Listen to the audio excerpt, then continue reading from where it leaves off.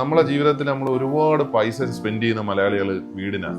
പക്ഷെ ഒരു കാര്യം മനസ്സിലാക്കണം, നാളെ ഒരു സമയത്ത് നമുക്കിത് മെയിൻറ്റെയിൻ ചെയ്യാം. ഒരു പെയിന്റിങ്ങിന് മാത്രം ഏകദേശം 3 lakh 2 lakh എബോവ് വരും.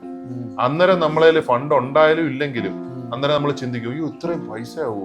ഇതിനകത്ത് ഒരു ലോകമാണ് അല്ലെ. പല തരം കിളികള്, മീനുകൾ പലതരം, അതുപോലെ തന്നെ 2 പട്ടി, ഗ്രേറ്റ് ഡെയിൻ, റോട്ട് വീലർ എന്ന് വേണ്ട ഇതിനകത്ത് സർവത്ര ജീവജാലങ്ങളുണ്ട്. അതിന്റെ ഇടയ്ക്ക് ഇവര് നല്ല ഹാപ്പി ആയിട്ട് ജീവിക്കും. ഇത് നമ്മൾ കാറ്റ്സ് ക്ലോ എന്ന് പറയുന്നത് തന്നെ നമ്മൾ ഇങ്ങനെ വെച്ച് കഴിഞ്ഞാൽ ഇങ്ങനെ ഇരിക്കും. അതാണ് കാറ്റ് എന്ന് അതിന് ഒരു പേര് വന്നത്. തള്ളി പിടിച്ചിരിക്കുന്ന പോലെ ഇരിക്കും. റീൽസ് ഒക്കെ ഞങ്ങൾ ചെയ്യാറുണ്ട് ഫ്രണ്ട്സ് ആയിട്ട്. ഏത് നേരവും ഡാൻസാ. അപ്പൊ ഇവിടെ വന്നാ ചെയ്യുന്നത്. അവരെല്ലാം ഇവിടെ വരും. ആ റീൽസ് കാണുമ്പോൾ ഒരിത്തിരി ചോദിക്കും ഈ വീടിനെ കുറിച്ച്.